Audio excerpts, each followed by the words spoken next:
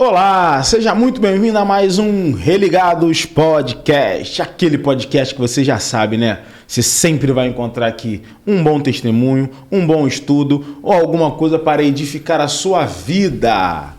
Hoje estou aqui com um pastor, empresário, vai virar meu amigo. De repente teremos novidade. Quero apresentar, aliás, eu não vou apresentar, eu vou deixar ele se apresentar. Eu o chamo de Pastor Marcelo. Pode ser assim? Pode ser assim, pode ser. Seja muito bem-vindo ao Religado Podcast, meu querido. Obrigado. É uma satisfação estar aqui, poder contribuir com o reino. E esse projeto tão ambicioso, né? Um projeto que a gente vê com tanta responsabilidade, com tanto cuidado, com tanto carinho aqui que é conduzido, né? É muito bom estar aqui. Você é pastor em qual igreja? Assembleia de Deus, Ministério Reviver. Foi levantado a pastor em 2013. E a gente está aí pela luta aí. Aonde fica a igreja, pessoal? Nova Iguaçu, é. Só que a gente está transferindo tudo para cá agora pelo Recreio, né? Transferir já a minha empresa, a loja. E a gente está vindo para cá, porque Deus tem um propósito aqui. A igreja também está vindo? Breve a gente vai ter aí bastante novidade aí. Opa. A gente vai soltar isso aí com o tempo. Então vamos lá. Marcelo. Pastor Marcelo. Mas antes, quem é o Marcelo? Marcelo é um homem de família, é um sujeito amoroso, carinhoso. É um pai muito cuidadoso dos seus filhos. É um filho que cuida da mãe, como diz a palavra, né? Que a gente tem que honrar o pai, né, e a mãe, para que nos nossos dias venham a ser prolongados aqui na terra. É um homem com projetos, ambicioso, mas que cuida dos seus e ama a palavra de Deus. É isso. Você tem um testemunho de vida forte, né? Que foi o que me indicaram para falar, olha, tem um testemunho dele que é forte, tem um encontro com Deus aí diferenciado. Como é que foi isso? Então, esse testemunho é bastante forte, né? A gente tem um relato na Bíblia, né? Que o amigo de Jesus morreu, né? E aí foram avisar Jesus. E Jesus diz a palavra de Deus que ele chorou, né? Porque a Bíblia diz que Jesus era muito amigo de Lázaro. E comigo foi bem parecido, né?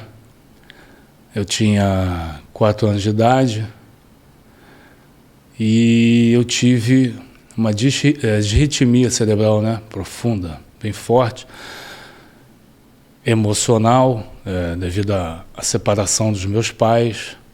E eu fiquei em coma 6 dias, coma profundo. E minha mãe no hospital ali comigo, né? Do meu lado, no leito. E aí os exames constataram a morte cerebral, né? E há um protocolo, né, com relação à morte cerebral, né? Ao 7º dia, os médicos vêm e fazem baterias de exames, né? E alguns testes. Se o paciente como é que se diz? Não responder aos estímulos, aos exames, infelizmente é desligado os aparelhos e, né?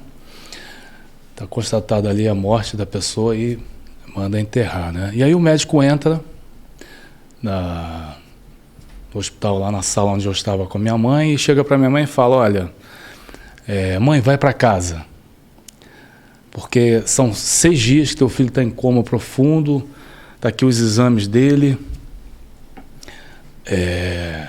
as chances são muito pequenas dele voltar. Mas se ele voltar, ele vai voltar vegetativo, ele vai voltar especial. E aí minha mãe olha para aquele médico, e aí ele sente que ela está ali abatida, e ele vira e fala para ela, olha, você está aqui 6 dias sem comer direito, sem dormir, sem se alimentar, sequer banho direito você toma, vai para casa, porque amanhã é o 7º dia e nós vamos fazer os testes, né? Se seu filho reagir, senão a gente vai ter que desligar o aparelho e enterrar teu filho. E aí ele vira e fala assim, ó, se você crê em alguma coisa, começa a rezar. E virou e saiu. E minha mãe se ajoelha ali no leito, do lado, né? E ela começou a clamar a Deus. Clamor de uma mãe, né? Deus responde. E ela clamou a Deus. E ela fala com Deus assim, dessa forma, olha, eu entrego meu filho. Aqui, Senhor, está nas suas mãos o meu filho. Só que o Senhor me deu ele perfeito. Eu não quero ele vegetativo numa cama, eu não quero meu filho doente. Agora, se o Senhor quiser levar meu filho, o Senhor pode levar. Leva ele. Eu entrego ele nas tuas mãos. A vida dele te pertence. No clamor dela, né, eu ali em coma, ela cita isso, né? Minha mãe é viva, graças a Deus, até hoje ela está bem. E depois desse clamor, a minha mãe relata que, eu não sei te precisar aqui bem quanto tempo, mas eu volto. E o médico falou, ó, se ele tiver qualquer reação, chama a junta médica, né? E ali 6 dias em coma, depois desse clamor, a minha mãe disse que eu acordo e a primeira pessoa que eu olho é a minha mãe, que está do meu lado ali. Eu lembro disso, né? Às vezes a gente muito novo, né? 3, 4, 5 anos de idade, a gente quase não costuma ter, né? Lembranças. Recordações, lembranças.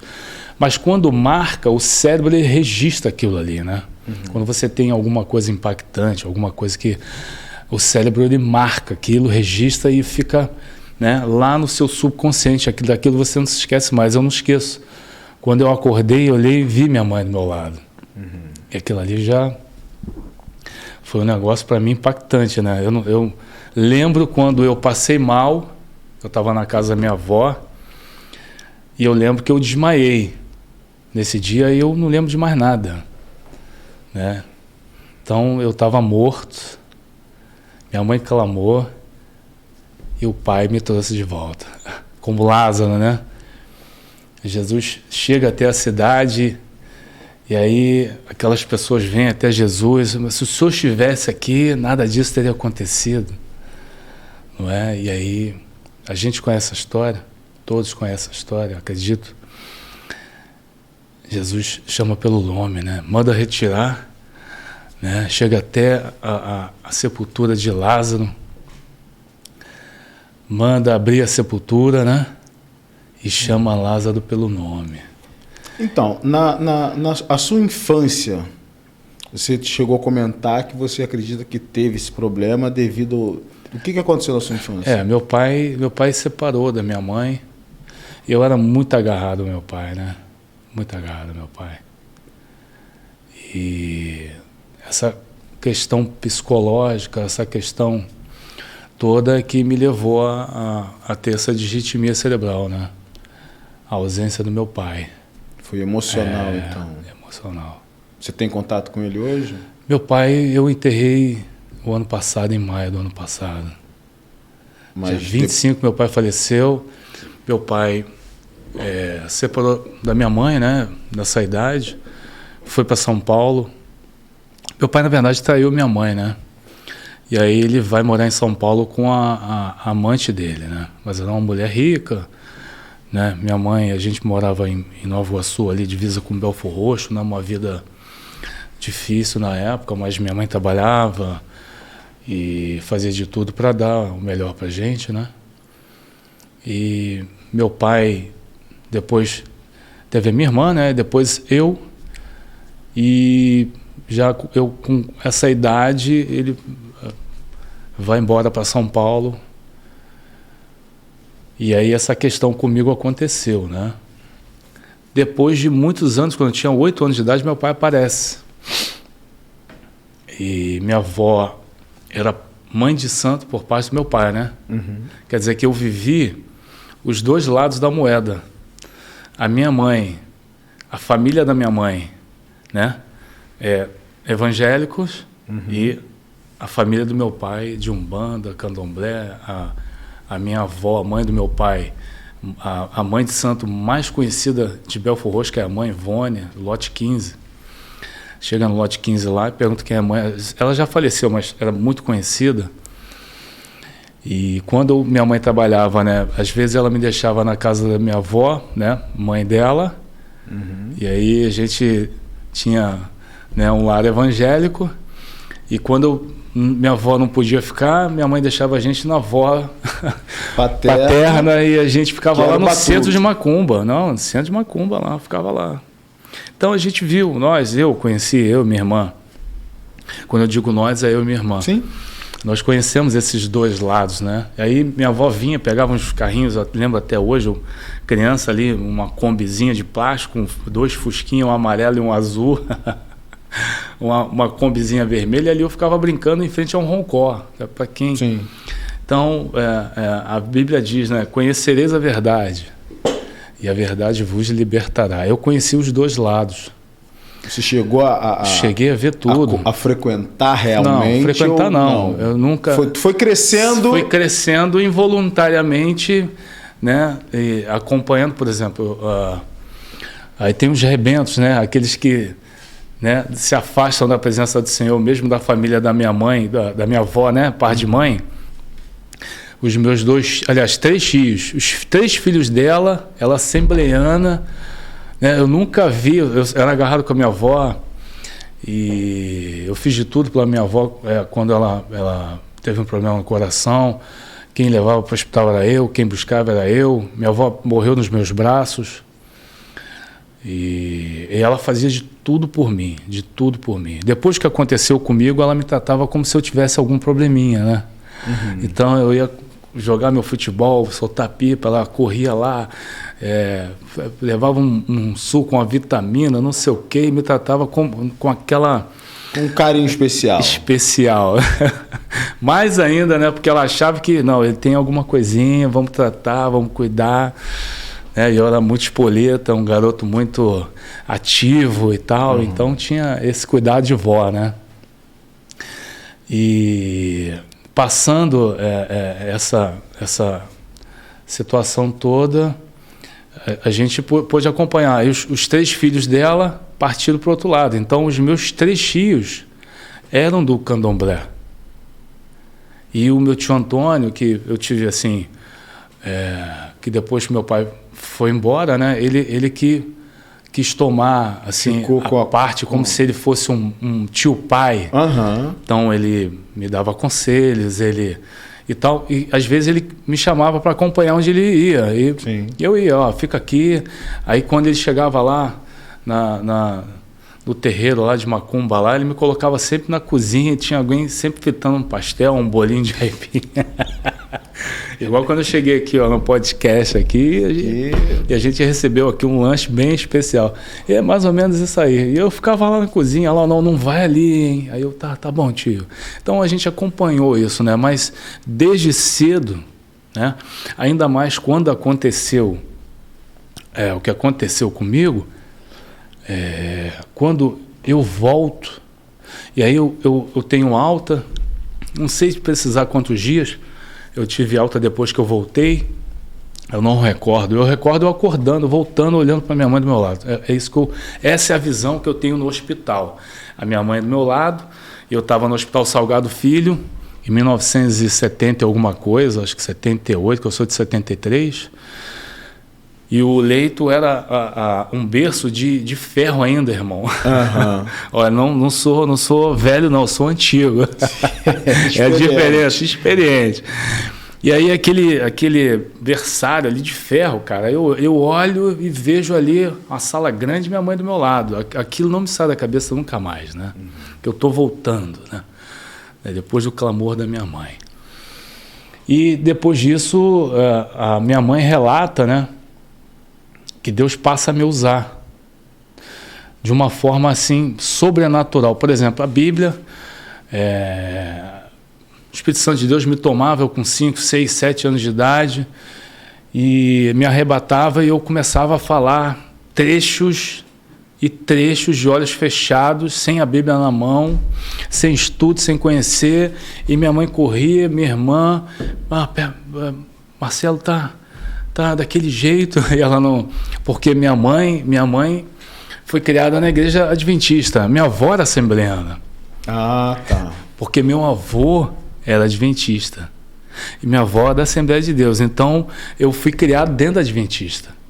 Mas depois de um certo tempo, Deus me tira da igreja adventista e me leva para a igreja Assembleia de Deus. E ali eu começo a conhecer de fato, né? Não estou dizendo que os adventistas não conhecem, pelo contrário, muito pelo contrário. Ninguém aqui está julgando, nem falando de religião acerca de denominações, nada disso. Aí eu passo, de fato, a ter uma conexão, um encontro, né, na Assembleia de Deus diferente, vamos dizer assim. Em quantos anos isso acontece? Mais ou menos. Isso foi em 2010. Ah, tá. 2010, Você tem 16 anos, né? 16 anos. Que eu me tornei um assembleando. vamos dizer assim, né? Mas o período todo da minha vida eu vivi dentro da igreja adventista e amo os adventistas, amo a igreja adventista. Minha irmã é casada com um pastor adventista, ela vive dentro da igreja adventista, meus sobrinhos dentro da igreja adventista, né? Alguns familiares meus ainda dentro da igreja adventista, mas eu aprendi a amar a Assembleia de Deus, sou pentecostal, né? Da canela de fogo reteté mesmo. E é verdade que, só para pegar esse gancho, a adventista, quando você sai, mesmo sendo família, não pode falar alguma coisa? Falar o quê? Falar, porque, por exemplo, eu e meu irmão, não é o caso, meu irmão e meu irmão somos da adventista.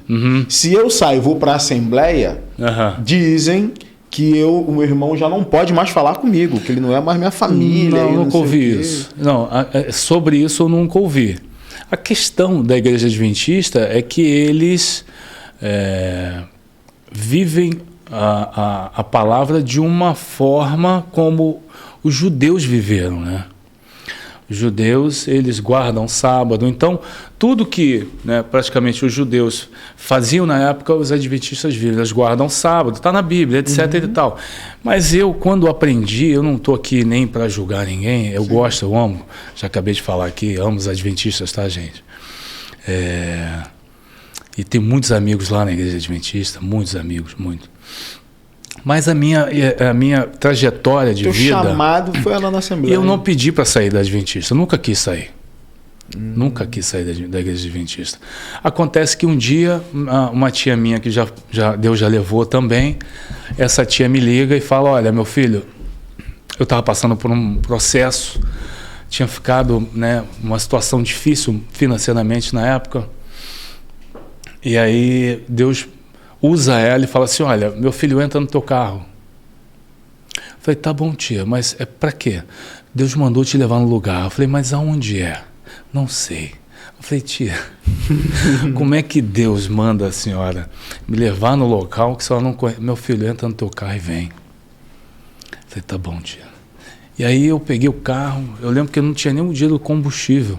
Eu tive que arrumar com um vizinho emprestado na época, botei o combustível no carro e fui.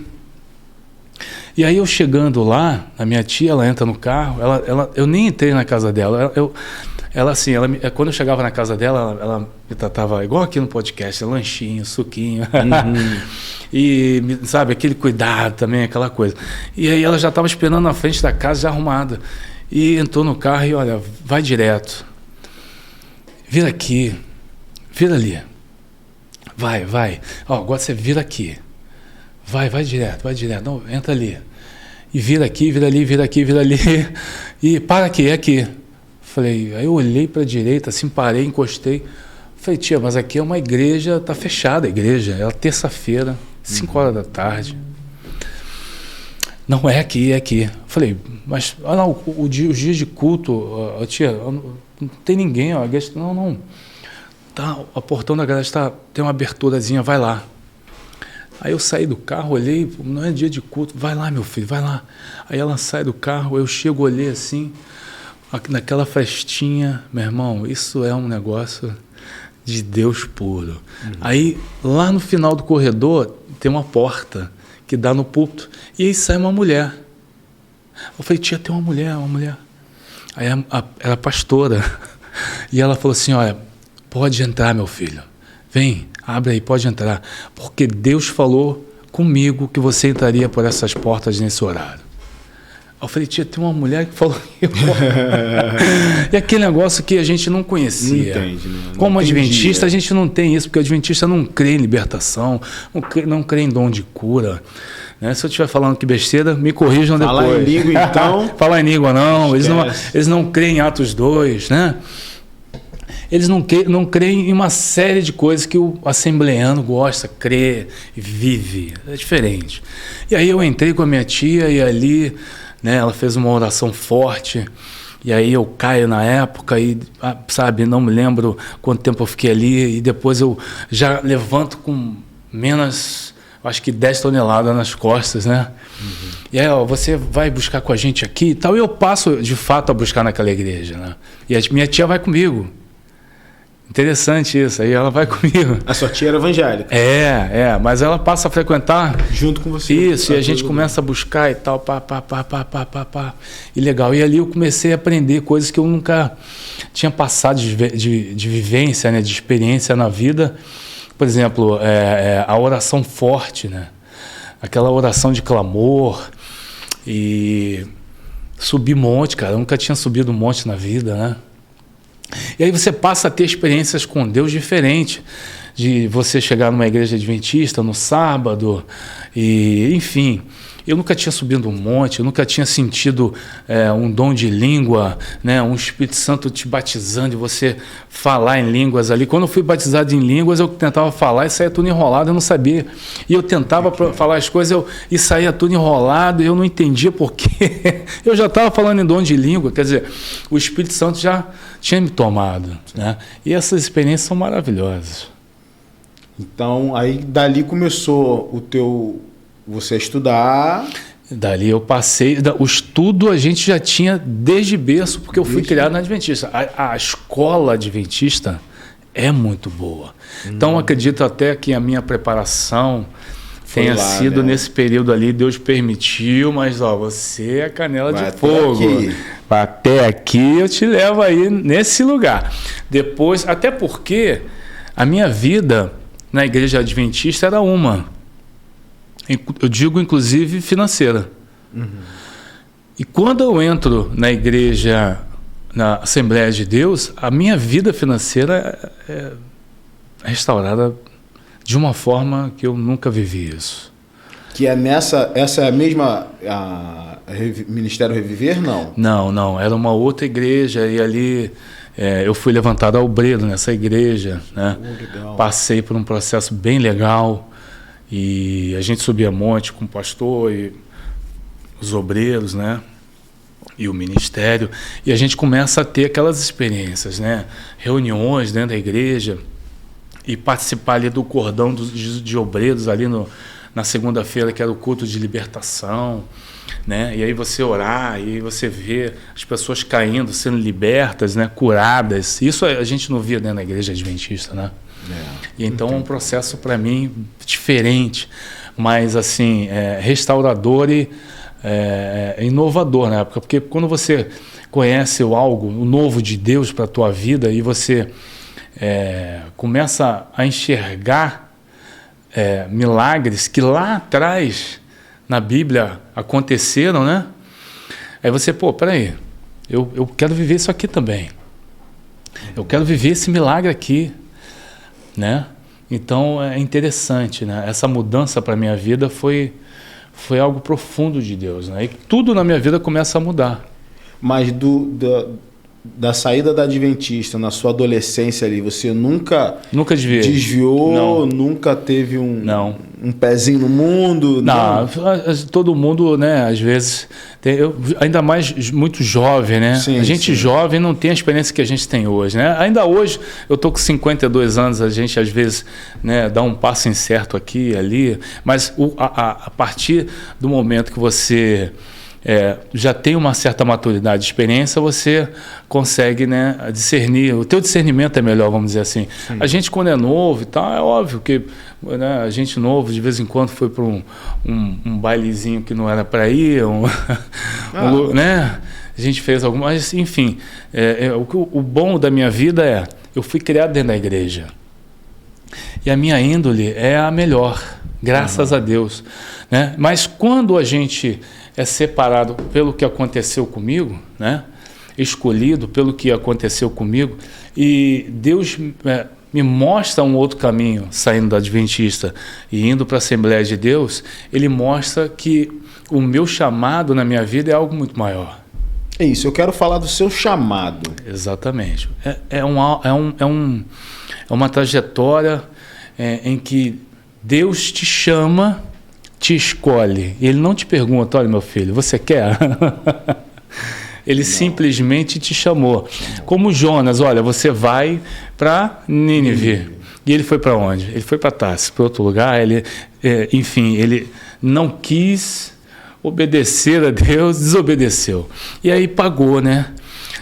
A Bíblia diz que ele, no barco, ele dormindo, e a tripulação ali viu, e aquela situação, e ele acorda, e aí, né, vamos perecer, e ele sabe que o que está passando, né, o que está causando aquela dificuldade, aquela tempestade, é a desobediência dele, né?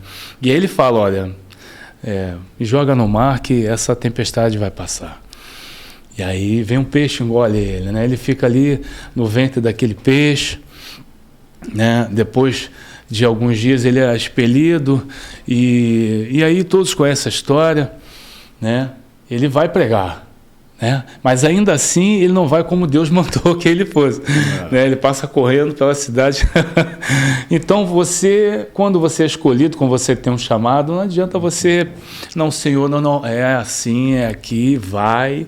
Então quem tem um chamado, quem tem um escolhido, né, é como a árvore, né? Ninguém taca pedra em árvore que não dá fruto, né? Agora você vê uma árvore frutífera, uma árvore que dá frutos, né? Tem sempre alguém ali tacando pedra. Então, muitas das vezes, quem tem um chamado não entende isso, né? Porque quem tem um chamado, quem é o escolhido, né, para pregar a mensagem, para levar a mensagem, ele muitas das vezes ele vai ser perseguido, né? Ele vai ser caluniado, ele vai ser julgado, ele vai ser... vão tacar pedra nele, né? Vão tentar desvirtuar o seu caráter, vão tentar transformá-lo, até como Saul tentou transformar Davi num rebelde, não é verdade? Então, tudo isso vai acontecer, mas aquele que te chamou, ele não... Ele te garante, ele não te deixa, ele não te abandona. Né? Como Jó passou por tudo aquilo que ele passou, por quê? Permissão de Deus. Deus permitiu ele passar. Aquela angústia que ele passava, quando ele começa a questionar a Deus em Jó, depois no capítulo 16, 17, 18, né? Deus repreende depois os seus amigos também. Chega para Jó e fala, olha, acaso você pode contar as estrelas? Sabe quantos grãos de areia tem no mar? Sabe como foi fundado, firmado, né, o fundamento dos céus e tal? Então, a permissão de Deus para a nossa vida, porque muitas das vezes a gente se coloca em um lugar, né, e aquilo está muito bom para nós. Mas naquele lugar ali você não vai crescer, você não vai frutificar. Então, às vezes Deus te tira da zona de conforto, mexe com você, né? Ainda que doa, que te fira, que te machuque, mas é Ele quem está escrevendo o plano, né? O roteiro é dele para a tua vida. E aí, ainda que você, né, venha ser ferido, magoado, machucado, mas o propósito dele para a tua vida vai se cumprir da forma com que ele quer. Então, você teve algum momento que você entendeu, falou, caraca, esse é o meu chamado. Tem alguma experiência espiritual marcante? Porque na conversa, num bate-papo, você falou que Deus te deu alguns dons. Quando foi que você entendeu que não, esse aqui realmente é o meu chamado, esse é o meu ministério? E qual dom é esse, né? Então, quando eu era bastante novo, Deus já falava comigo de forma diferente, sempre pelo lado direito do ouvido aqui. Então, quando Deus fala comigo, eu ouço por esse ouvido aqui. A gente, quando conversa, você sente que você está ouvindo pelos dois ouvidos. Normal, natural. Né? Quem tem audição normal, né? Então, eu ouço Deus falar e somente nesse ouvido aqui. E aí, né, aquela questão de Deus usar em dom de conhecimento, né? Muitas das vezes você lê o trecho, conhece, estuda, faz estudo bíblico, né? Estudo semanal, dominical para quem é pentecostal, né? Sabático para quem é adventista, vamos colocar assim, dominical para quem é batista, enfim. E aí você vai guardando aquilo ali, mas Deus me deu uma sabedoria extrema com relação à Bíblia, né? Você fala, às vezes, um trecho, eu vou lá, eu estou em tal lugar, tal. Mas com isso a gente, obviamente, vai aprimorando, né? Quando a Bíblia diz que nós temos dons e talentos escondidos e enterrados, né? Mas que cabe a nós, né, conhecê-lo e desenterrar, não é isso? Quando eu venho para a Assembleia de Deus e eu passo a conhecer Deus de uma outra forma, Jesus, o Espírito Santo, né, essa trindade, né, maravilhosa, eu passo a conhecer dons, entender dons e talentos que estão enterrados na minha vida, né? Quando eu sou levantado ao obreiro e subindo um monte, etc. e tal, um varão que eu nunca mais ouvi, lá em cima no Monte Horebe, em Mesquita, ele é tomado pelo Espírito Santo e ele profetiza na época e fala, olha, Deus vai te tirar daquela igreja, apontando, porque lá no monte dava para ver onde eu residia, morava, e aonde era a minha igreja, Nova Iguaçu, e eu morava na época em Nilópolis, né? E ele apontou, ele nunca tinha me visto, não me conhecia, ó, Deus vai te tirar daquela igreja lá e vai te colocar numa igreja ali. E ali Deus vai te levantar. E lá naquela igreja realmente, eu saí da igreja onde eu fui levantado ao obreiro, fui para uma igreja perto da minha casa, ali eu fui levantado a presbítero, e depois, numa outra igreja, em Japeri, eu fui levantado a pastor, né? Depois que eu fui levantado a pastor, eu fui entender como é um pastorado e como é uma perseguição, né, do inferno, amigo, né, com relação a quem segue o chamado de Deus, né? E é uma luta muito grande espiritual, né? Uma luta travada, mas a gente sabe que Deus chamou, Ele garante, Ele vai te dar a vitória, né? Mas a gente tem que estar todos os dias ali, orando incessantemente, buscando incessantemente, e algumas vezes, como o irmão falou, né? No meio desse percurso, a gente acaba indo para um lugar errado, um caminho, de repente, que Deus, você ouve, né, a sua carne, né, você quer fazer aquilo ali e acaba você que, né, e lá na frente você vai, né, tudo que nós plantamos na vida, vamos colher. Se você plantar feijão, você não vai colher arroz, você vai colher feijão, exatamente aquilo que você plantar, você vai colher. E algumas escolhas da minha vida, né, eu posso dizer assim, eu fiz errado, eu trilhei errado, né? Contra a vontade de Deus, ou não perguntei se era aquilo que Ele queria, né? E a gente acaba pagando e passando por percalços até como Jonas passou, né? E em algumas vezes como Davi, né? Como no Salmo 51, Davi, ele é um salmo maravilhoso, né? Ele chega e fala para Deus, olha, pode tirar tudo de mim. Pode tirar o reinado, pode tirar o dinheiro, pode tirar tudo de mim. Só não retire de mim o teu espírito. Né? Porque a gente sabe que Davi foi o único homem chamado o quê? Um homem segundo o coração de Deus. Porque Davi, ele tinha um coração totalmente voltado, né, para Deus. E quem é que não erra nessa terra aqui? Quem é que não falha? Todos nós somos pecadores, somos falhos. E a partir do momento em que você reconhece aquilo, teu erro, e aí você torna para o Pai, né? Você abre o teu coração, é maravilhoso, porque a resposta de Deus, ela vem. Mas aquilo que nós plantamos, a colheita é certa, né? Não dá para você fugir daquilo ali, né? Então você está falando quando você foi levantado pastor, sim, a batalha espiritual começou. Muito grande. Por exemplo, conta uma pra gente. Meu casamento de 22 anos acabou. Na época, uma luta muito grande.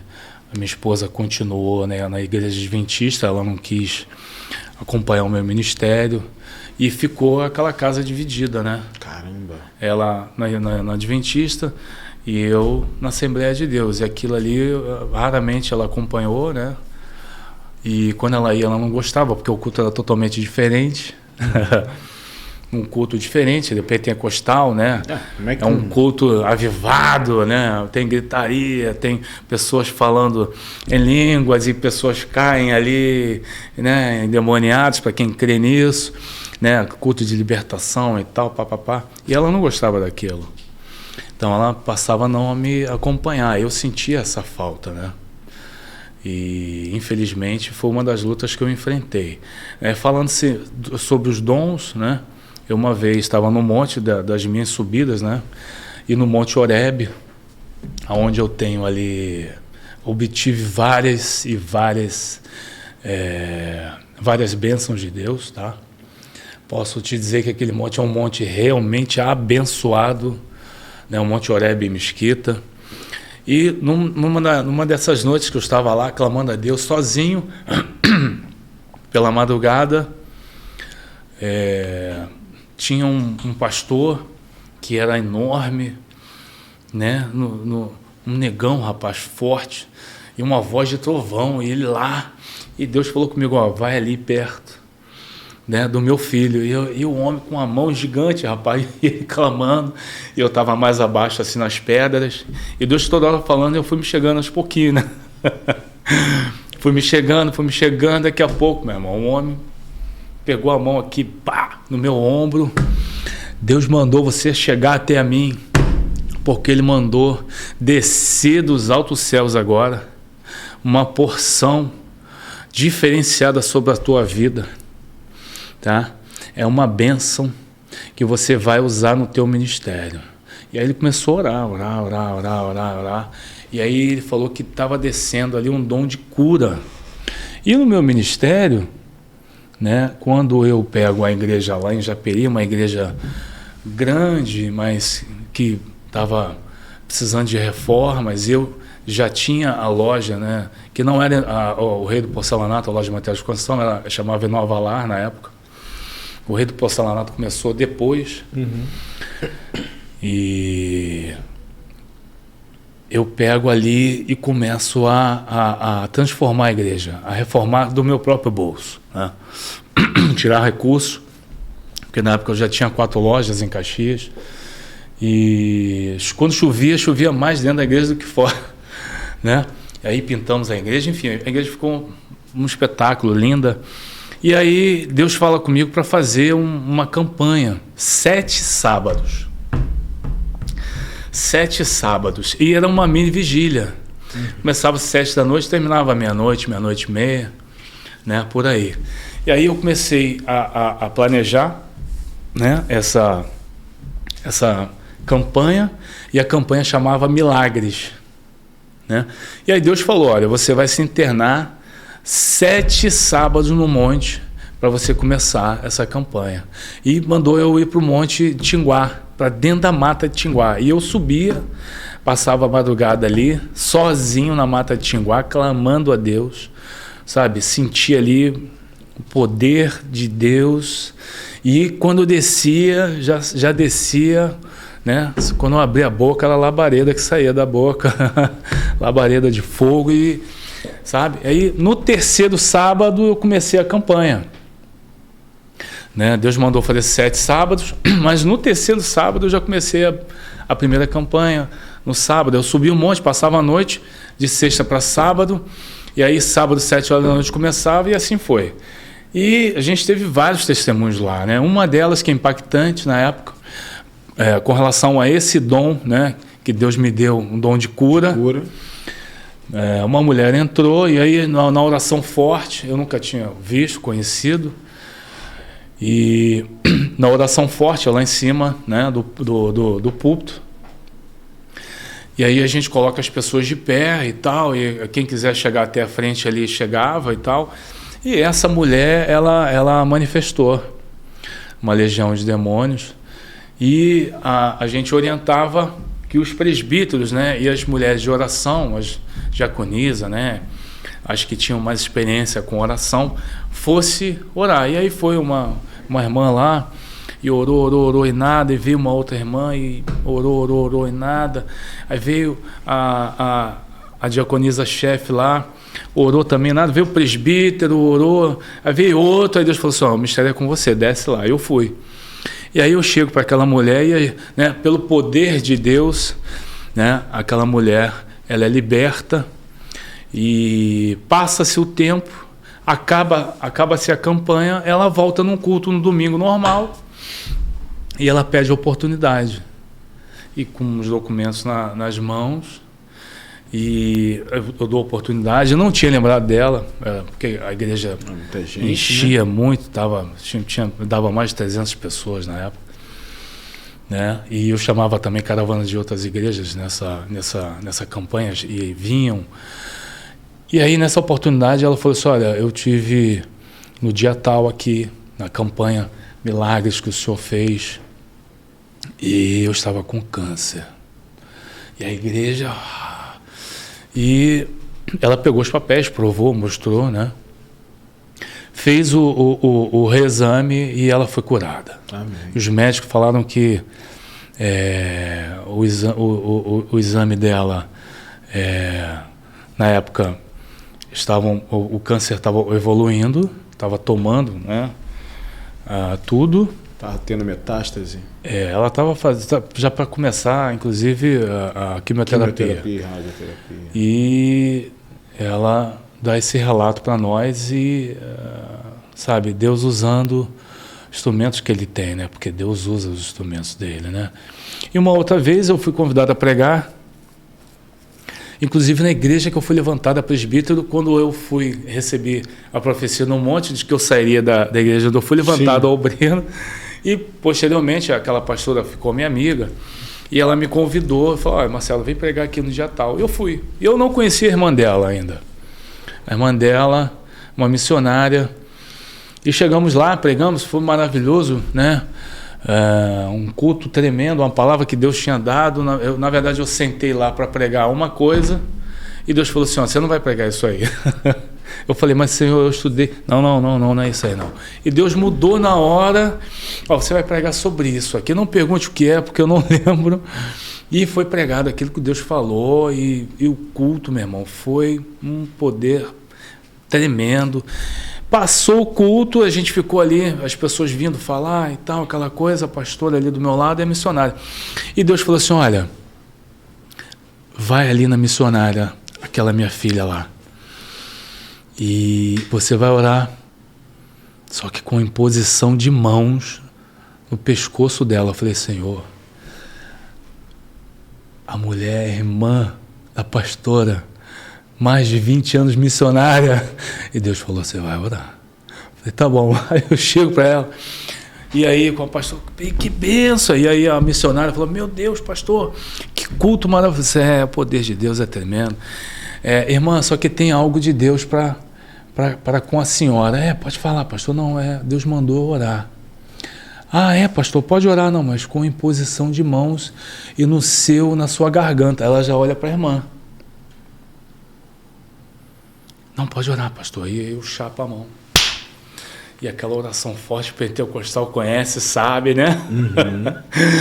E sai aquela coisa. Passou, eu peguei meu carro, fui embora, orei, despedi de todo mundo. 1h pouca da manhã, meu telefone toca. E era essa missionária, tinha pego o meu telefone com a pastora. Eu, pastor, desculpa orar, não, o que houve? Aconteceu alguma coisa? É a irmã tal. Não, pode falar, missionária. Eu estou ligando para falar algo para o senhor que eu não consegui deixar para amanhã. Não, pode falar. Quando o irmão orou com a imposição, não, pode falar. Eu cheguei em casa, eu regurgitei algo como um tamanho de um limão, gosmento. Passei mal, vomitei aquilo, regurgitei aquilo. E eu sou levita. Tem 10 anos que eu não consigo cantar para o Senhor. Caramba. Meu Deus. E aí passou 3 meses depois, ela me liga. Pastor, estou cantando, usando a minha voz melhor do que antes. Amém. Eu falei, a glória da segunda casa será maior do que a primeira. Então, são esses dons, né? Deus, quando ele pretende usar, ele vai usar. E quando se trata de uma pessoa, um pastor, um homem, uma mulher, e essa pessoa se entrega, né? Busca o reino, busca conhecer a verdade, busca não só ouvir e ler a palavra, mas como praticar todos os dias, né? E se tem um chamado, Deus vai usar. Vai usar tremendamente, porque a Bíblia diz que a seara é muito grande, né? Mas poucos são o quê? Né? Poucos são os ceifeiros. E a gente tem que se entregar cada dia para viver o melhor de Deus. Porque só se vive o melhor de Deus se você realmente se dedicar, se entregar, assim como Ele se entregou por nós, né? E você sendo pastor, é o pastor presidente da igreja? Eu nunca fui pastor presidente, eu era pastor dirigente. Agora que nós estamos com esse projeto, né, de abrir a nossa igreja, e aí sim eu serei pastor presidente. E você tem uma vida empresarial também, sim, né? Sim, que é o Rei do Porcelanato, bem conhecido aí já no Rio de Janeiro. Sim. Como é que não surgiu? só no Rio, né? São Paulo, Brasil, também. Como é que surgiu a vida empresarial e como que você faz com o teu ministério? Essa conciliação, né? Essa conciliação. Não é tão difícil, não.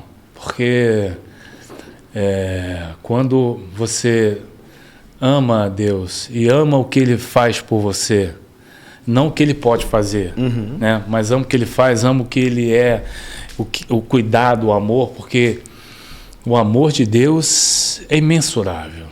Sim. Não dá para você mensurar tal feitura, tal amor, né? Porque você vê um Deus tão grande que entregou o seu próprio filho, né? A perecer morte de cruz.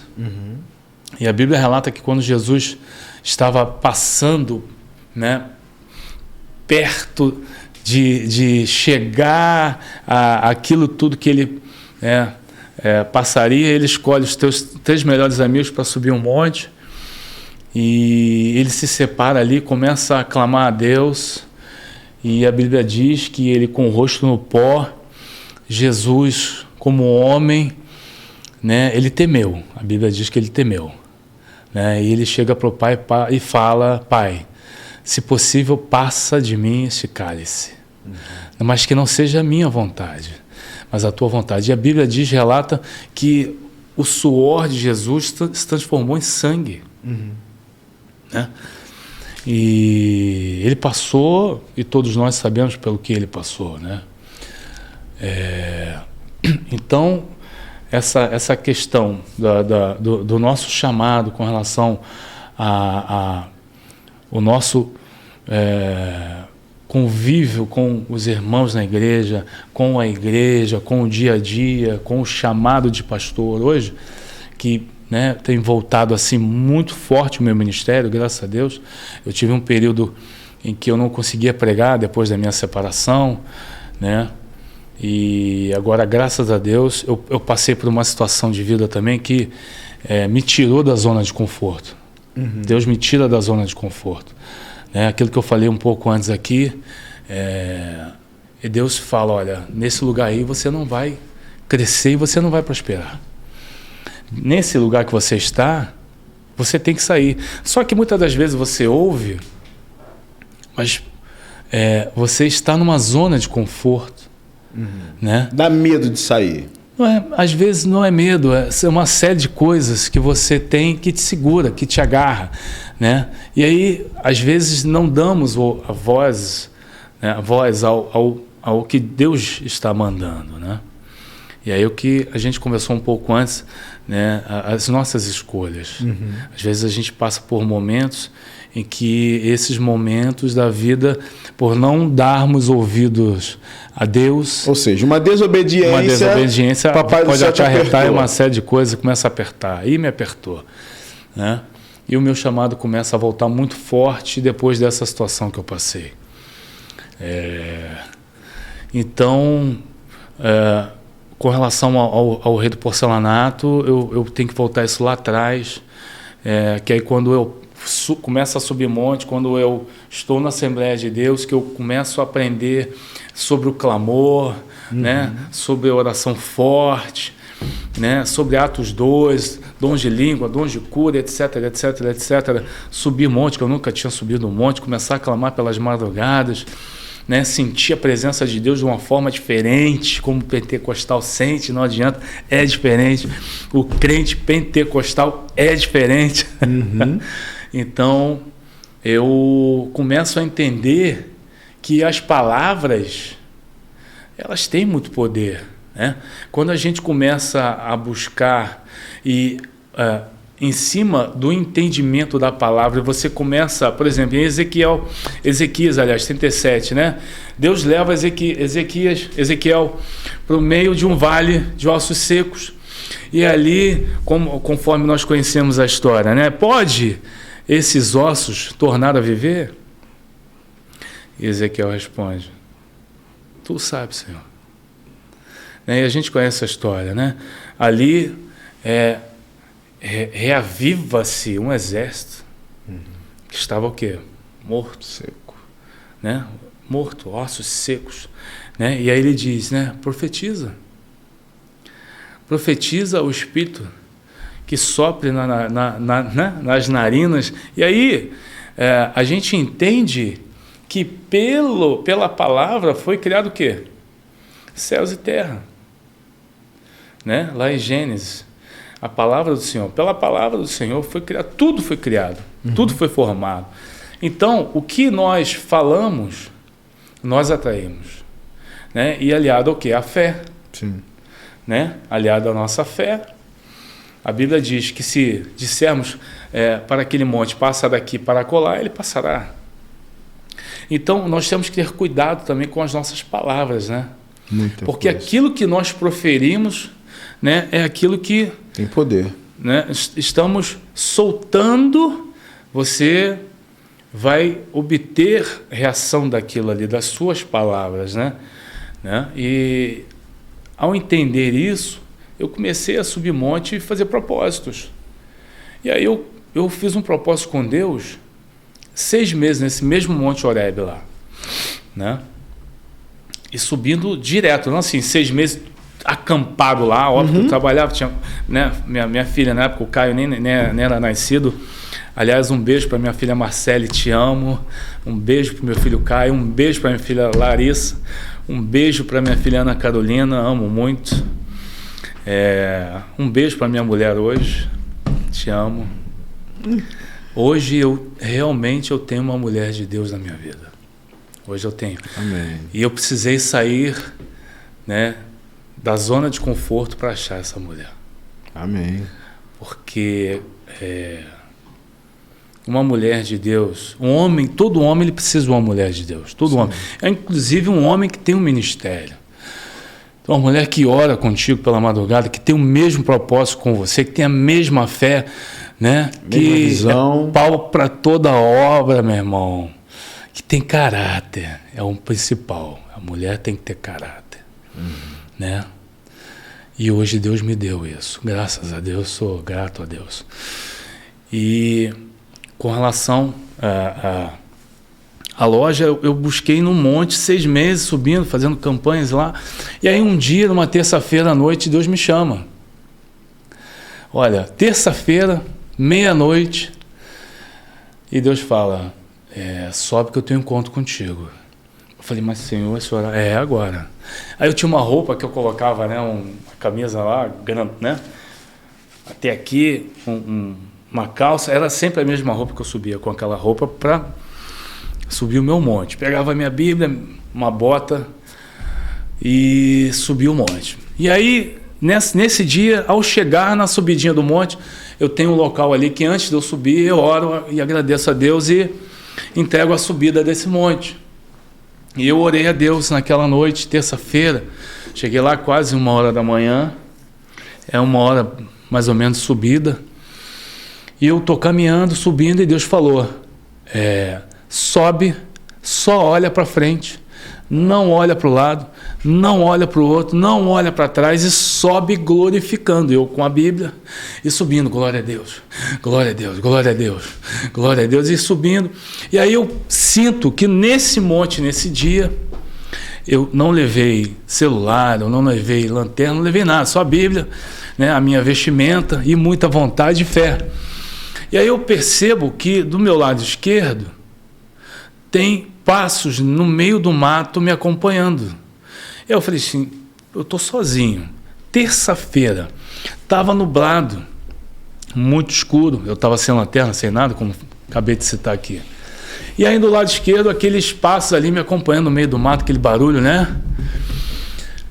E eu falei assim, não pode ser um cavalo, porque o cavalo ele sobe assim, né? Ele não sobe reto. Né? O cavalo ele sobe assim, né? Um boi da mesma forma, e eu entendi que eram passos humanos. E eu olhava assim, e Deus falou assim, sobe, não olha para um lado, não olha para o outro, sobe glorificando, e eu, glória a Deus, mas aquilo me acompanhava. Teve um momento que eu cansado parei, e aí parou, e aí aquilo, na verdade, estava fazendo de tudo para me intimidar e eu voltar, para eu perder a minha bênção. Aquele dia eu alcancei a minha bênção. Né? Por isso que muitas das vezes quando o cristão ele faz um propósito, como Daniel começou a orar, e Deus automaticamente, diz a palavra do Senhor, ele mandou o anjo com a resposta, mas que houve uma batalha espiritual, e essa batalha espiritual, né, o anjo da Pérsia, como diz a Bíblia, relata, começou a contender com o anjo que havia descido com a resposta de Daniel. Mas Daniel não desiste, ele ora, ele não desiste, ele quer a sua resposta, ele quer alcançar a resposta daquela oração, e a Bíblia relata que depois de 21 dias ele obtém aquilo. Se eu tivesse voltado por medo, porque quando eu paro, né, algo que estava me acompanhando pega, não sei, uma ripa, uma madeira e quebra. E aí Deus fala, sobe, eu continuo subindo. Glória a Deus, glória a Deus. Mas aí do outro lado, do lado direito, uma voz, mas uma voz assim, rapaz, não é conto de fadas, não é história, eu vivi isso. Volta! Rapaz, eu gelei. Como é que não? Eu gelei, meu irmão, sozinho, não tinha ninguém no monte. Aí eu olho com medo. Eu falei, não, agora sou eu e ele. Falei, é tu, né, Satanás? Tu tá repreendido em nome de Jesus. Glória a Deus, glória a Deus, glória a Deus. E aí eu corri, meu irmão. E subi, Deus falando, sobe. E bababá. E cheguei no monte. O primeiro monte chama-se Monte do Concerto, lá em cima. E aí eu já me arrastando. Glória a Deus, cansado. Com medo. Sim. Sou humano. E aí eu já me ajoelho na primeira pedra lá e começo a orar. E Deus falou assim, não, senhor, estou cansado. É aqui não é aqui, é lá no Horebe. Falei, tá bom, Senhor, levanto e começo. E aí tudo arrepiado. E blá. Chego lá em cima, só tem um varão lá em cima, lá, um homem que eu nunca vi na vida, magrinho, montando uma barraca. E ele falando, olha, eu não vou comer, eu não vou beber, enquanto o Senhor não falar comigo, enquanto o Senhor não me responder. Eu passei por ele, a paz do Senhor, ele, rapaz, eu não vou comer, Senhor, enquanto o Senhor não me responder. Eu falei, meu Deus, que fé. E aí eu tinha um canto lá nesse monte, eu tenho na verdade um canto lá, e é uma pedra que Deus me mostrou, e ali parece até o meu santuário ali. Porque eu encaixo certinho e a pedra, eu boto a minha Bíblia e ali é o meu número. Deus me mostrou aquele lugar e eu encaixo certinho, irmão. E aí eu comecei a clamar, orar. E aí eu passei a madrugada orando. Mas eu subi com 3 propósitos aquela noite que eu queria alcançar. E aí, quando eu passo a orar esses 3 propósitos, eu oro em silêncio. Quando você ora em silêncio, quem é que tem acesso à tua mente? Só Deus. Somente Deus tem acesso à tua mente. O inimigo, às vezes, fica furioso, tentando descobrir, rapaz, aquilo que você está orando em silêncio, e ele não vai saber nunca. E aí eu orei e entreguei meu propósito, os meus propósitos, né, que eram 3, em silêncio. E aí eu levanto depois e começo a louvar. Eu lembro que eu abro a Bíblia e já era bem tarde, umas 4 e pouca da manhã, ainda estava bem escuro. E aí eu falei, Senhor, eu vou descer porque eu tenho que trabalhar às 6 horas da manhã, já tenho que estar de pé. E eu vou entregar aqui um versículo, abri a Bíblia, né? Eu não consegui enxergar nada. Eu falei, Senhor, eu vou falar aqui um versículo da minha mente. E aí eu falei um versículo da minha mente, e eu orei, entreguei meu monte, estou descendo. E passei pelo varão. O varão que estava montando lá a barraquinha lá, dei a paz para ele. Paz, varão, vai com Deus e tal. E aí Deus, quando eu estou descendo, Deus falou assim, ó, volta lá. E vai entregar um mistério para o meu filho, assim, lá em Lucas, não sei. Eu não lembro exatamente quando é, porque quando Deus me toma, meu irmão, é dele vindo purinho, e eu não sei, eu não lembro depois. E aí eu volto. Ainda cogitei negociar isso com Deus. Falei, Senhor, eu estou cansado. Eu quero descer, eu que preciso trabalhar. Vai lá. Falei, tá bom, Senhor, tá bom. Aí, voltei. Vai não, Pai do Senhor, vai não, Pai do Senhor, vaso. Vai não ter algo de Deus para te entregar. Aí você recebo, sentou ali numa pedra. E aí eu abri a Bíblia. Quando eu abri a Bíblia, meu irmão, parecia que tinha um holofote. Eu falei, caramba, que mistério. Eu tentei abrir a Bíblia para ler um versículo, não consegui. Aí eu abro a Bíblia para entregar um rolo pro varão que Deus mandou, e tinha um holofote ali. Eu falei, meu Deus, que mistério é esse? E aí eu entrego para ele, é isso. Essa é a resposta. É isso, meu Deus. E ele, eu falei, receba em nome do Senhor. Não, senta aí que agora Deus vai falar contigo. Ou seja, só tinha eu e ele no monte. Então ele só podia usar aquela pessoa para falar comigo. Na verdade, Deus me usou para falar com ele, mas eu precisava ouvir. E aí eu sentei e ele começou a repetir, frase por frase, daquilo que eu orei em silêncio. E o irmão subiu aqui com 3 propósitos. E o primeiro, falaste assim com Deus. Pegou na minha mão e receba. Eu já fiquei impactado. Falei, meu Deus. E o segundo propósito foi esse. E falaste assim com Deus. E receba. E o terceiro propósito. E falaste para...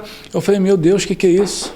Aí ele profetizou uma doença sobre a minha ex-esposa. Disse que ela estava com câncer. Eu falei assim, agora esse homem está na carne, minha mulher não tem nada. Aí eu falei, eu recebo tudo, mas menos isso. Isso aí eu rejeito, irmão. E aí eu desço aquele dia impactado.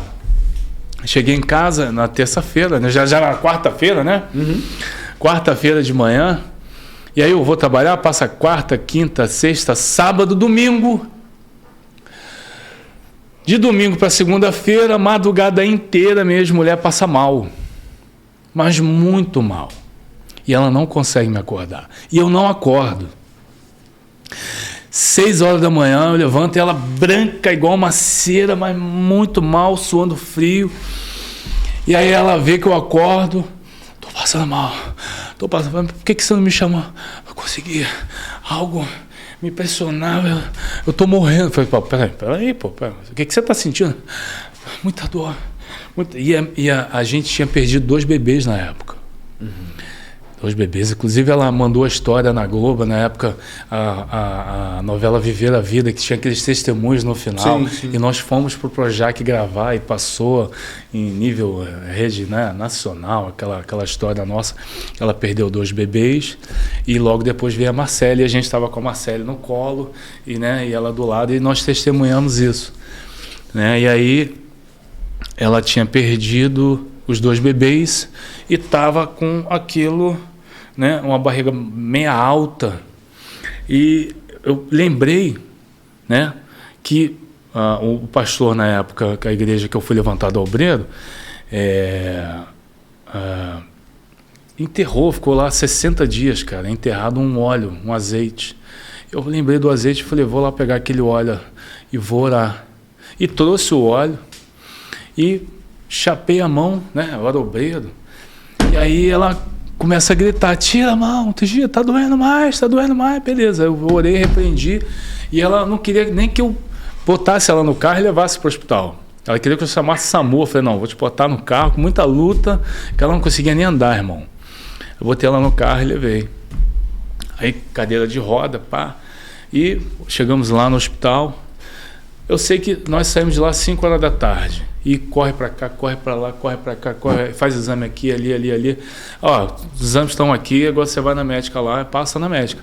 E eu sem comer o dia inteiro, ela também mal, branca, os lábios brancos. Beleza, chegou lá, o médico olhou lá. Olha, não tem nada. Eu falei, peraí, doutora, a gente está aqui desde cedo. Ela fez vários exames e não tem nada. Não tem nada. Não tem nada que possa diagnosticar. Nada, não tem nada. Não, como não tem nada? Ela quase morreu. Não, realmente ela está muito debilitada, mas não saiu nada no exame. Quer dizer, é um trabalho espiritual. Sim. E aí, a gente chega em casa, ela já um pouco melhor, tomou soro, deram um medicamento para ela. 6 e pouco, quase 7 horas da noite, ela me chama. Ela falou, olha, eu preciso te contar algo. Eu falei, o que é? Lembra de manhã quando você pegou um óleo ungido lá e você orou? Eu falei, lembro. Então, eu vi uma mão descendo, entrando na minha barriga quando você orava. Por isso que eu falei na hora, que estava doendo mais, estava doendo para você parar. E aquela mão arrancava algo de mim e subia. E ela é adventista. Ela é adventista. Aí eu lembrei do monte. Eu falei, mas espera aí. Eu tive no monte. E o varão me entregou uma série de coisas que, inclusive, eu orei em silêncio, mas ele me revelou que você tinha um câncer no seu ovário. Então Deus te curou de um câncer. Não, eu não acredito nisso. Blá, blá, blá.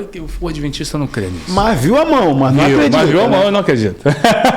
E foi curada. Mas foi curada. Foi curada. Ela não crê, mas ela foi curada. Então, essas coisas, né, esses milagres, né, acompanham a minha vida, né? E aí, quando eu desço desse monte, depois de 6 meses nessa campanha, né, subindo direto e papapá, e Deus fala comigo, olha, eu como representante de fábrica, visitando já como representante de fábrica de pisos, né, que eu tinha conseguido, também foi um outro milagre, né? E aí eu começo a ouvir a voz de Deus falando, comece a procurar a tua loja.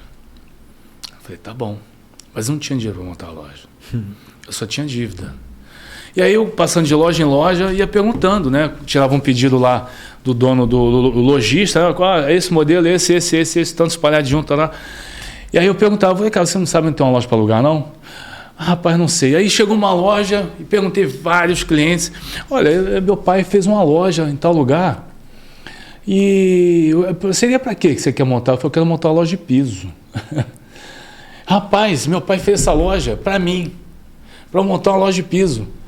Aí eu falei, onde é? Lá em Gramacho. Eu falei, rapaz, eu nem ia lá, porque eu não gostava do lugar. Eu falei, não, rapaz, vai lá ver a loja, cara, vai lá ver a loja. Aí tinha a feira, Expo Revestir, que todo ano tem, que é a maior feira internacional do ramo, né? As cerâmicas fazem lá as suas exposições, enfim. E aí eu estava nessa feira, ele me ligou. Marcelo, tá onde? Eu falei, eu estou na feira, rapaz. Pô, você não vai fazer a feira? Eu não preciso, já estou rico, mas eu estou precisando. Eu ainda não. E aí eu estava na feira, ele, ó, meu pai mandou te ligar porque ele quer que você venha ver a loja. Ele quer alugar a loja para você. Falei, rapaz, eu estou em São Paulo, quando eu voltar eu te ligo. Voltei, 2 dias depois eu fui ligar para ele. E aí eu fui ver a loja. Quando eu chego lá na loja, o pai dele lá, na loja desse meu cliente, lá em Belfor Roxo, e aí ele me pega e me leva lá nessa loja, primeira locação, né? E ele abre a loja na beira da pista, na Presidente Kennedy ali, e ele fala, olha, essa é a loja. E aí eu olho a loja, não tinha pintura na parede ainda, o forro do teto, ainda tinha que fazer o forro, não tinha piso no chão, mas a loja toda pronta por fora, bonita, tinha que fazer a escada do mezanino, que tinha um escritório em cima. E aí eu estou olhando aquela loja grande, e eu chego no meio da loja, tinha um monte de areia, e aí eu chego perto daquela areia e eu ouço a voz de Deus, ó, essa é a loja que eu tenho para te dar. Aí eu volto, pergunto para aquele homem, falo assim, quanto você quer de aluguel? Que ele falou 3 mil. O rapaz não tinha nem dinheiro para pagar o primeiro aluguel. Meu Deus. Aí eu falei, 3 mil, tá bom. O que você está pedindo aqui? Rapaz, eu quero 2 meses de depósito. Eu só não tinha um, como é que eu ia pagar o segundo, né? Aí eu falei, rapaz, mas eu não tenho nem o dinheiro do aluguel aqui. Então faz assim, você tem cheque? Eu falei, tenho cheque. Então você me dá um cheque para 30, não, melhor, me dá um cheque para 90, 60, 90. Eu falei, tá bom. Aí ele falou assim, ó, Deus mandou te alugar essa loja. Eu falei, peraí. Como é que é? Deus mandou te alugar essa loja. Eu falei, o senhor é de onde? Eu sou da Assembleia de Deus. Eu falei, qual igreja? Pastor Silas Malafaia. Rapaz, você não tem noção. Essa loja aqui, igrejas, empresas, oficinas, estão loucos para alugar essa loja aqui, mas Deus mandou te alugar. Eu falei, se Deus mandou, então é minha. Aí ele pegou a chave, entregou, ó, passa lá na loja, lá fala com meu filho, faz o contrato, assina, me dá os cheques, e virou as costas e foi embora. Aí, minha ex-mulher estava comigo e falou assim, mas você é maluco? Como é que você pega uma loja desse tamanho? Você não tem dinheiro. Você não tem como. Olha só isso aqui. É caro os pisos. Eu falei, eu sou filho do dono do ouro e da prata. Ele vai prover. E assim foi, mas eu realmente não tinha condição. Tudo pela fé. Mas tem um detalhe importante. Antes de eu começar a campanha, eu tinha aberto o CNPJ no endereço da minha casa. CNPJ de material de construção. Então eu já tinha o desejo. Então é importante as pessoas saberem que quando você lança o seu desejo nas mãos do Senhor, dá o passo. E você crê, é o primeiro passo que você está dando. Exatamente isso. Aí. E após esse período de 6 meses dessa campanha, né, eu começo a buscar. E aí eu falei assim, pô, sou representante de fábrica. A minha fábrica vai me dar crédito. Porque eu vou falar para eles que eu estou abrindo uma loja de piso e eles vão querer fornecer o piso para a minha loja. Rapaz, a minha fábrica me negou. Eu falei, senhor, mas peraí, o senhor falou que a loja é minha. Eu pensei que a minha fábrica... Mas peraí. E aí Deus falou assim, olha, você tem um conhecimento, conhece outras fábricas, começa a ligar para todas elas. Eu falei, tá bom. E liguei para várias e pedia para chamar o gerente geral. Eu quero falar com o gerente geral. Mas sobre o quê? Fulano de tal, representante da Cerâmica Almeida. E aí o camarada vinha e atendia. E eu falei com vários. E eu falava da seguinte forma, olha, aqui é o representante Marcelo, né, da Cerâmica Almeida, eu estou abrindo uma loja no tal lugar e eu quero um crédito aí para poder contar com vocês, colocar o produto de vocês lá nessa loja, né? E aí eu estou mandando para vocês, você me passa o seu e-mail, eu vou mandar as minhas condições, a minha empresa, tarará, parará, e eu quero prazo. E mandava e desligava. Pô, e eu fiz isso com vários. E aí teve um cara, gerente de uma fábrica, né, que essa fábrica até já faliu, fechou, mas ela reabriu com outro nome. E esse cara me ligou, falou, Marcelo, pois não, aqui é o gerente tal. Ah, tá, tudo bem. Você é representante da Cerâmica Almeida? Sim. Rapaz, você sabe a política de compra como é? Você tem que ter um CNPJ aberto, mas você tem que começar comprando à vista, né? Manter um relacionamento, e depois de um certo tempo a fábrica vai te dar um prazo, mas você não faz parte do perfil. Você mandou o CNPJ aqui, você não tem movimentação. Eu falei para você, vou inaugurar a loja. Ele falou, certo. Aí ele falou exatamente assim, rapaz, eu não sei porquê, mas eu vou liberar uma carreta aqui no prazo para você. Você me passa o pedido, escolhe aqui os modelos que você quer no nosso catálogo, que eu vou liberar uma carreta para você. E aí chega essa carreta, R$43 mil. Na época, é muito dinheiro. Muita grana. E aí a carreta está chegando, encostando, quem está lá do lado? As mulheres pegam, olham aqui e falam, meu Deus, como é que vai se pagar isso aqui? Eu já tomo dela. E eu falei, olha, se Deus falou, Ele vai cumprir. E aí outra fábrica me libera também uma outra carreta, a Souvenir me libera um prazo, uma fábrica de argamassa me libera crédito, e assim eu começo sem R$1.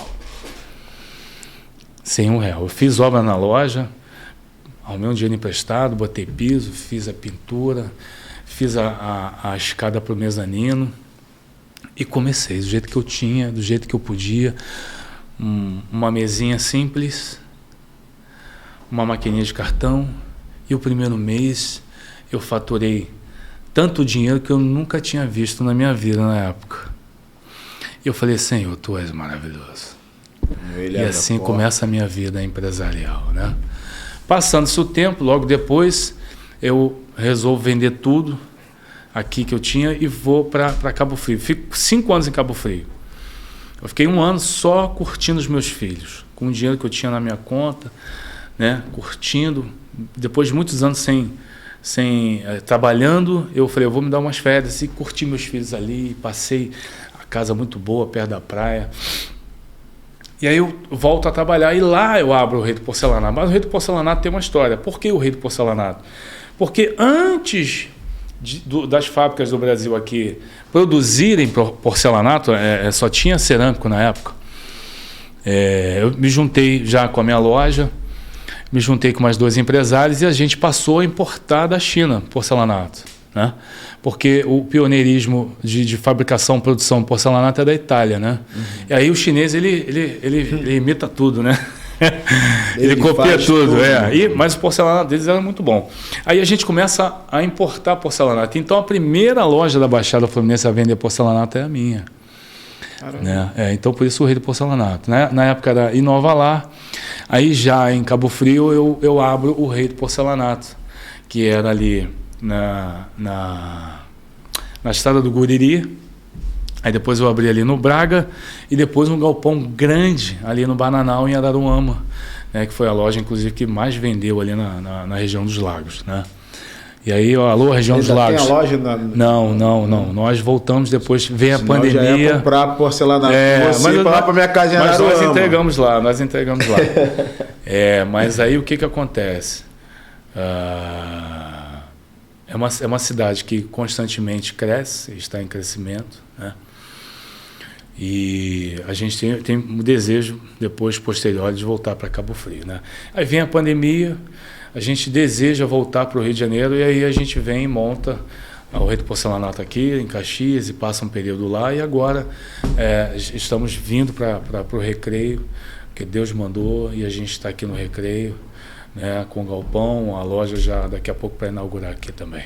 Amém. Então tá vindo você, tudo. Família, igreja, loja. A igreja do Senhor logo também. Também, né? Pô, legal, cara. Esse é o projeto, né? Quando Deus manda, quando Deus fala, a gente só obedece. Ele abre o mar, meu irmão, você começa a dar os passos. Tem que passar. Rapaz, que testemunho incrível, hein, mano? Que testemunho incrível. Se deixar, a gente vai ficar aqui a noite toda. Até amanhã. Vamos fazer uma mini vigília. Uma mini vigília. Mas e aí, você já falou agora de projeto de futuro, o ministério, como é que as pessoas vão te achar, como é que faz contato? Então, eu quero o Instagram do Rei do Porcelanato, sim. Instagram, como é que faz? Então, o Instagram do Rei do Porcelanato é rei.porcelanato. Rei.porcelanato. A gente tem um site também, né? www.rei2porcelanato, né? Numeral é 2DOS, né? rei2porcelanato.com.br. Com relação à igreja, a gente está no projeto ainda. Daqui a pouco a gente vai lançar isso. Mas a sua rede social pessoal é qual? Pastor Marcelo? Não, a minha pessoal é até bem diferente. É MAAR, né? Posso ver aqui? Claro, a rede é sua. Porque Marcelo HM Henrique. Marcelo, com 2A. Marcelo HM Henrique. Marcelo com 2R. Com 2A. E o Rei do Porcelanato, rei.porcelanato. Inclusive tem lá nosso amigo Xande de Pilares, cliente nosso. Está lá como nosso amigo, como nosso propagandista lá. Cliente. Repete os lugares que tem o Rei do Porcelanato. O Rei do Porcelanato está vindo agora para o Recreio. Não, mas tem outros lugares? Não, a gente está saindo de lá, mudamos para cá. Estamos no Recreio. Daqui o projeto é expandir a nível Brasil agora. Amém. Como uma distribuição. É por isso que nós estamos vindo para cá. Assim seja. Porque nós viemos para cá, fechamos uma parceria com algumas construtoras, né? Então a gente tem um projeto aqui ambicioso, grande, né, com essas construtoras, e não vou falar muito não, deixa daqui a pouco a gente deixa nascer. Não, na verdade já nasceu. Daqui a pouco as pessoas vão descobrindo, a gente vai começar a soltar aos poucos isso aí, porque vem muita novidade, vem muita coisa boa de Deus, graças a Deus, né, as parcerias que nós fizemos com as fábricas. Então o legado do Rei do Porcelanato é preço de fábrica, isso aí nunca ninguém vai nos tirar da gente, e o preço que nós temos realmente é um preço diferenciado, né? A qualidade da entrega, produto, é isso aí. Quero que você deixe aí uma mensagem final aí para os empreendedores cristãos. Os empreendedores? Os empreendedores cristãos. Olha, meu amigo, nunca perca a sua fé. Se você tem um desejo no teu coração, por mais difícil que você pense, por mais difícil que você ache que você nunca vai conseguir alcançar aquilo, ou se você já trabalha no ramo, você é hoje empregado e você quer empreender, ou se você já é um empreendedor pequenininho, ou se você nunca empreendeu na vida, primeiro passo, aquilo que você mais gosta de fazer. Para você empreender, você precisa fazer algo que você gosta muito, porque aquilo vai te tomar muito tempo, né? Aquele projeto ele tende a te sugar, né? Você tem que se desprender de muita coisa e, né, se entregar ali de corpo e alma no teu projeto, né? Para poder dar certo, se entregar, estruturar, se organizar, né? Ser fiel àquele projeto ali, né? Controlador, você tem que controlar tudo. Mas o que eu posso dizer é o seguinte: como eu comecei sem R$1 na conta, você também pode começar. Faça uma campanha com Deus, faça um propósito com Deus. Se você tem essa vontade, comece, né? Pela fé. Eu, lá atrás, eu comecei abrindo a empresa. Abri o CNPJ, contratei o contador lá, abri o CNPJ, qual é o endereço da minha casa? E o CNPJ eu já tinha. E pela fé eu fui buscar aquilo ali. Né? Pela fé. A palavra diz em Hebreus 11, diz que a fé, ela vem pelo... Ouvir. E ouvir o quê? A palavra de Deus. Então, você ouve a palavra. A fé é o firme fundamento das coisas que não... se vê. Né? Mas que se esperam. Então, se está no teu coração, meu amigo, você tem Deus. E se Jesus está no teu barco, amigo, você pode ir sem medo. A tempestade pode até vir, pode até balançar o teu barco, mas você nunca vai afundar. Porque se o mestre estiver no controle desse barco, pode ir sem medo. É isso. Amém. Meu querido pastorzão, obrigado. Eu que agradeço. Sua presença aí. Agradecer aí ao pessoal que ficou. Pedir para vocês se inscreverem. Segue lá, Rei do Porcelanato, Religados Podcast, Júlio Andrade. Como eu sempre peço, esse foi mais um Religados Podcast para conta. Eu sou Júlio Andrade, sigam-me nas redes sociais. Um beijo, um abraço, fiquem com Deus. Fui!